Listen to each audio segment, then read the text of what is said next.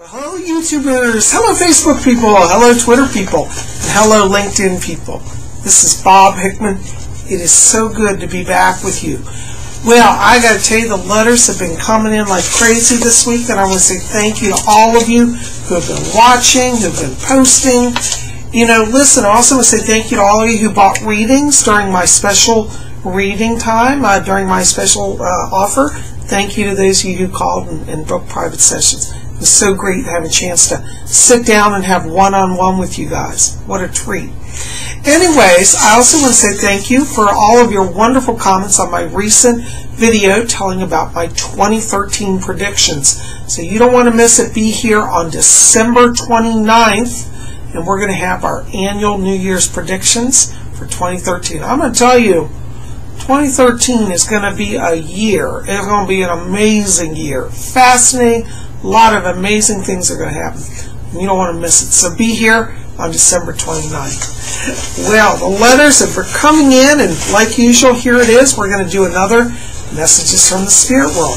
But before we get into that, give me just a moment and let me attune to the spirit world. Okay. My spirit guide Fletcher's here. He says hi. All right, our first letter today is for, let's see. Oh, can't read it here. I've got it backwards. Okay. This is actually from Charlie Jackson. Hi, Charlie. So good to hear from you. Well, you know, I have a message here for you, and you know, you are actually an old spirit. You're a very old soul, and you've come into this earth to do a lot of blessing for a lot of people. You actually have on your chart an artist theme and a communicator theme, and I really do see in the coming years a lot of success around you. You have around you, the spirit guides, you've got Harry Houdini and also Saint Uriel, and they're working with you in spirit. And Harry Houdini says, keep doing the magic. Okay, he's working with you. I'm also hearing that Doug Henning is around you. You might want to look him up if you don't know. He's one of your guides. So you've got Doug Henning, Harry Houdini, and Saint Uriel. Those are your guides. So keep going. Blessings to you. Thanks for writing.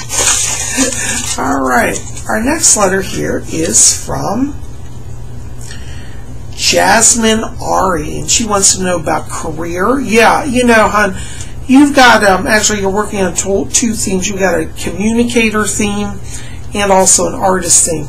I think you do very well either like in the fashion industry and fashion design, or also you do well in like media relations, communications. You have one of these, you know, these energies. You've got to kind of be out in front, and I do see you succeeding in either of those, either fashion industry or communications work. Okay, good luck with that. Thanks for writing.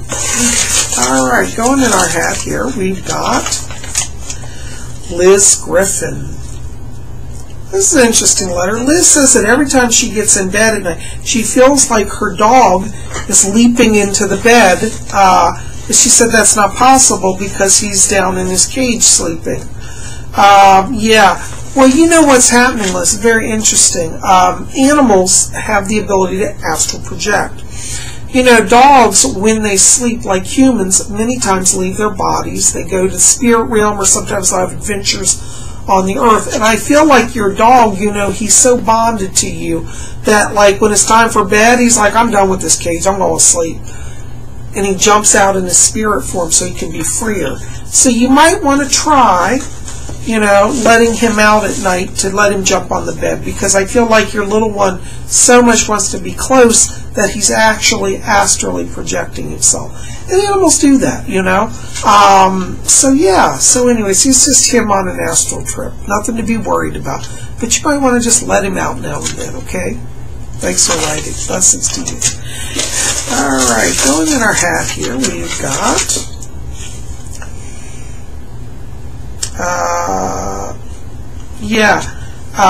Alexis, and she wants to know what her soulmate's name is and where she's going to meet them. Well, you know, Alexis, it's funny because your soulmate has almost the identical name. It's a guy, but his name is Alex. So it's Alex and Alexis. And I actually see you guys meeting. It's going to be about 2 years yet. But you're meeting, interestingly, at an ice rink. It's an outdoor ice rink. It'll be around December, around holiday time. Very nice guy. Has short, kind of curly brown hair. Smile. Looks like he should be a toothpaste smile. Perfect teeth, you know. Very nice. His name is Alex. It's about 2 years, okay? Hang in there. Blessings to you. Thanks for writing. All right. Our next letter here is, let's see, we've got Bon X Dana. I think that's French for good times, Dana. Bon X, like times. Hi, Dana. You got an interesting question. You said that you had been reading that inanimate objects have souls. I want to know what I think about that. Well, actually, that's true. Everything, you know, has a spirit. Well, people might say, oh, you mean, you know, this coffee mug here? So I have my Aquarius coffee mug. That has a spirit? Well, actually, yes. Every object that exists in the material world does have a spirit. It has consciousness because the energy that bonds it is love. And divine love sustains all things. So all things, even objects, participate in connection to divine light and love. So whenever anybody in anger destroys even an object, like let's say I get angry and smash this cup, on some level I'm spiritually hurting another being because we're all connected through that energy. So we should reverence and respect all items as well, of course, as all people and animals, because we're all one. Okay, that's a good question. Thanks for writing. Blessings to you. All right, going in our hat here, we've got Suvalu Garduno, and wants to know about who their guides are.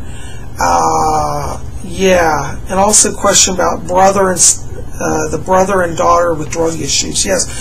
Well, you know, I do get around you a number of spirits. One of them is Saint Nicholas. He's one of your protector guides. He's around you. And I also get another angel here around you. And the name is Muriel. Angels in Mariel, excuse me, Fletcher Craig. Mariel is the name of your angel. And you asked here also about your brother and your daughter. You said they're having drug issues, yeah. Well, I got to tell you, right now, I'm not seeing a change till next year, around November of 2013 for your daughter. I feel at that time she will literally awaken and understand that she's destroying herself. And it will be her change that brings your brother back. He will see the change in her. Right now, you can't really do anything. I'm not trying to be negative, but it's really an issue of they have to go through this. But you can pray for them, send healing light to them, and ask for your guides, you know, Nicholas and Uriel to help you, okay? Mariel, excuse me, Nicholas and Mariel. But it's not going to be until next year that I see return for your daughter. They show me that by the fall, it's like she wants to be clean, and she actually reaches out and asks for help, and she will mean it, okay? So pray for her, and I'll pray for her, and everybody here at Spirit Channel will pray for her. Once she goes, your brother then starts the new path, so she'll be the leader of the Reformation. Blessings to you. Let me know how it goes. All right, our next letter is from Sarah M. Hernandez. And she says, "Say, Bob, I saw a UFO in Chicago." Well, you know, Sarah, I got to tell you, you know, I've been saying it for the last few years. I said, as we get into 2012, UFO sightings are going to become much more common. And this is an example. And in fact, I believe in the next few weeks, we're going to start seeing them over all the major cities of the world. And it won't be anything scary. You know, the aliens are just coming to visit and check in and watch us. I'm going to do some videos here in the next few weeks about some of the various races of aliens. There are actually hundreds of aliens visiting the Earth, not just the little gray guys like you see in the cartoons and movies. There are actually other beings that are amazing and profound. And we're going to start seeing more of those. So yes, you did see a UFO. I believe it, and I can tell you psychically I picked that up as accurate, and we're going to see more. So keep watching the skies. Blessings. Thanks for writing. Thanks for sharing. All right, let's see. Going in our hat here, our next letter is Justin Mitchell Denardi Thomas wants to know about a girlfriend. When he's going to get a girlfriend. Well, you know, I keep getting something around, I'm getting March around this, and I also get May. So I feel like it's in 2013. I think you'll meet somebody probably in March, but it's really more towards May where it really starts to connect. So you'll be friends for a little while. She has long, beautiful, light brown hair, really pretty. Name starts with a C, could be like a Chelsea or a Christina. It's like a C name. But anyways, yeah, watch March, okay? Blessings to you. Thanks for writing. All right, let's see here. Hope Thompson, and she says, Bob, I keep seeing repeating numbers. I want to know more about that, particularly 111. So she's really fascinated. Also had some weird experiences with dreams and spirits since her Reiki attunement. Okay, yeah, wants to know what that's about. You know, Heather, first of all, these repeating numbers are really going to start increasing more and more. These are signs from Spirit. Spirit is awakening people through signs and symbols. The spirit world doesn't always communicate through just words. Sometimes it's a flash, an image. And, for example, 111, which you mentioned you've been seeing a lot, that means blessings now. 1 means what you're dealing with now. Okay, it's not like someone, it's like right here, right now. 1 is a very immediate number.